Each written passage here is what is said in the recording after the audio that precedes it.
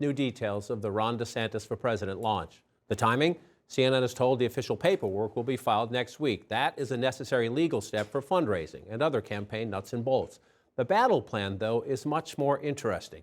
A plan, CNN reports, to run to the right of Trump on abortion, on guns, and more. Time frames it this way: what Ron DeSantis means for America. Yes, this is very, very much about him and whether the Florida governor can rebound from recent struggles and seriously challenge Donald Trump's grip on today's GOP. But it is also about much more, including the fault lines of America's culture wars and the fault lines of our political polarization. And if what it takes to win the Republican nomination will make the winner then a tough sell, maybe an impossible sell, in the places that settle presidential elections. With me in studio to share their reporting and their insights, Jackie Kucinich of the Boston Globe, Sungmin Kim of the Associated Press, Tia Mitchell of the Atlanta Journal-Constitution, and Amy Walter of the Cook Political Report.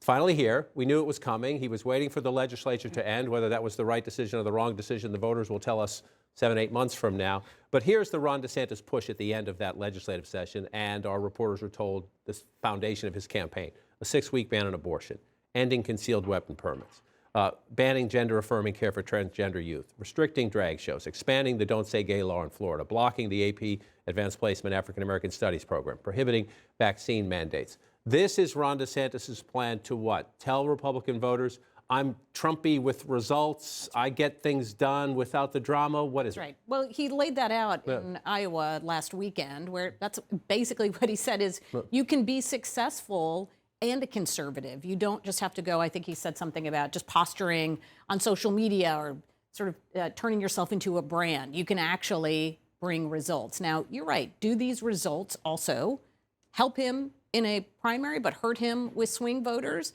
We have yet to see. I mean, what we know with swing voters is some of those issues are going to be unpopular, especially on the abortion issue. But so much of why swing voters moved off of Donald Trump or stuck with Democrats in these past few years are about things like January 6th, or a feeling that Donald Trump himself, just the style and the way he conducted himself was chaotic, was unpredictable, versus if we're going to have a fight over policy, that feels like a very different conversation than we're having a fight over the personality like we did for so much of 2016, 2020, and everything in between. And so that's his challenge, first with Republican voters who have a great affinity for Trump. But so I want to listen to a little bit of how Ron DeSantis plays it, because what you just said is important. Ron DeSantis says, maybe you disagree with me on some of these issues, but look at Florida, it works. And he uses the term normal. What we've said in Florida is we are going to remain a refuge of sanity and a citadel of normalcy. And kids should have an upbringing that reflects that. Some of this, you look at Glenn Youngkin's victory in the Virginia governor's race, there's certainly a lot of parental concerns about what's happening in schools. I guess the question is, when will we know? How do we know if some of these Republicans, it's not just Florida, you see the trans policies in Texas and other states as well, are they going so far to the right that suburban voters think this is a solution in search of a problem? Right. Well, I think on that specific issue, it hasn't been really tested on a national level in terms of its impact on the elections. But certainly one of the planks in the list that you laid out from DeSantis during his term as governor this year has certainly been tested in national elections, and that's abortion. Yes. I think that the 6-week ban, Democrats feel that is a massive political gift for them. But right now, in terms of that, DeSantis is certainly looking at the primary and seeing that as an advantage over former President Donald Trump, who has been very mushy on what he would do if he becomes president again on a potential national ban. So I think we can I think we can say that abortion will certainly have a major national impact. Democrats feel very energized by that issue still. But in terms of the other cultural war issues, I think many Republicans feel that, at least on the primary level, that is certainly something that they have to engage in. And to that point, let's show the map of since Dobbs replaced Roe, you have had abortion laws, new restrictions take effect in a number of states. Some of them are already on the books, just waiting for Roe to be taken off. In others, if you look at that map, the red are the most restrictive bans. If you look, you see North Carolina, you see Arizona, you see Georgia. There are a few states there that come into play in who picks a president, if you think of the traditional red-blue map. And I guess that is the challenge. Will 2024 be like 2022 in the midterms, are the Democrats right about that? That if you have a Ron DeSantis and Donald Trump and the other Republicans fighting for the next 6, 7, 8, 9 months over who's more restrictive on abortion, do the Democrats say thank you very much and pick up the swing states again?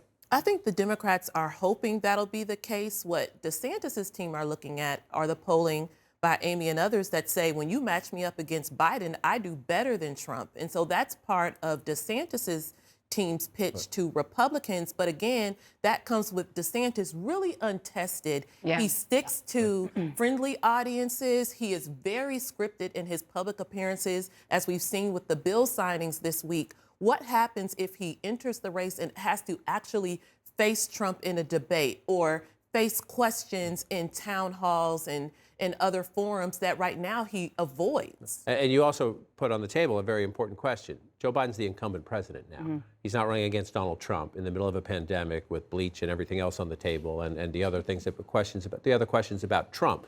There are legitimate questions about him, how people feel about his age, how people feel about the economy, how people feel about his policies. So the question is, a Democratic playbook that worked in the midterms, does it work when you're the incumbent president, not challenging somebody who made those policies? But I do think that you can't rule out who Biden could be running against. I think the challenger really does matter here, and the set of issues that they emerge from the primary and pushing from the primary matters, because as we were talking about, you're right, abortion was on the ballot in a lot of places in 2022. It's going to be likely on the ballot in several other states coming forward. I'm not saying that's the end all be all, but we're talking about some swing states. And so will they run the same playbook? They might try, but I do think who goes on the other side of that equation really will matter. And so let's just look at the latest. Let's start with DeSantis-Trump again, and then I want to finish with a bigger conversation. But if you look at the choice of Republican nominee, DeSantis' position has eroded over the last several months. Some of that is because there's a rally around Trump movement, but some of the charges. Some of that is Trump and his super PAC have dumped a ton of money on Ron DeSantis' head with critical ads. I'm going to say this now. That's a national poll. We're pretty close to the point where I'll start saying ignore the national polls because you go state by state, and you can have a surprise in Iowa, a surprise in New Hampshire. Republicans are sticking to the traditional calendar. I guess that is the test. When Ron DeSantis goes into one of these states where Trump has redefined, in some ways repopulated, the Republican Party to say, I'm better than him, that's a hard sell, issues aside. I think that's absolutely true, and how that message resonates with people is going to be important. The one thing that's interesting about those polls, though, is that even as his numbers have gone down, DeSantis' numbers have gone down, it's not that his negatives have gone up. So I think it is reflective of where the media attention is. At the end of 2022, what were we all talking about? What a terrible midterm that Republicans had. What was a big reason for that? Candidates that Trump endorsed flopped. We're not talking about that now. We are we're seeing Republicans rallying around an embattled friend of theirs, who's Donald Trump, who's getting picked on by the media, getting picked on, they see, by prosecutors. What we don't know is, will that rally around continue once we hear from Fulton County? Fulton County. Let's see what happens there once we hear from some of the other investigations. Well, once you get that engagement, one more thing I want to quickly put on the table is Kentucky's not a swing state. But will we get a test of this incumbent versus challenger on these messages? You have Andy Beshear, the Democratic governor, running for re-election in a tough state for Republicans, yet he has managed to be successful against a protege of Mitch McConnell who has Trump's endorsement, who will wage the culture wars. The left is trying to hijack women's sports, and our schools are on the verge of becoming breeding grounds for liberal and progressive ideas. A governor who will not speak out on these issues and who will not stand up for your interests has abdicated his responsibility to the Commonwealth and is not fit to lead it any longer. So we will get a 2023 test. Again, it's not a perfect state to test them in, but it's a good state to test them in of these issues. Can I just jump on one thing on that? The one person I think who really wants to see if this works or not are the red state senators who need to win by being a different kind of candidate than the national. So Governor Beshear, very popular in his state. He's able to outrun an unpopular president. If he's not able to do that, if he loses, I think if so you say John Tester and Joe Manchin and those guys will be watching closely. And I was just going to point out Governor Beshear's, in my home state of Kentucky, is popular because his responses to those issues and those natural disasters have really endeared him to Kentucky residents in ways that kind of have nothing to do with politics. We're talking about showing up at flood zones, tornado zones, and recently a mass shooting. So a great test of sort of national issues versus day-to-day in your local environment.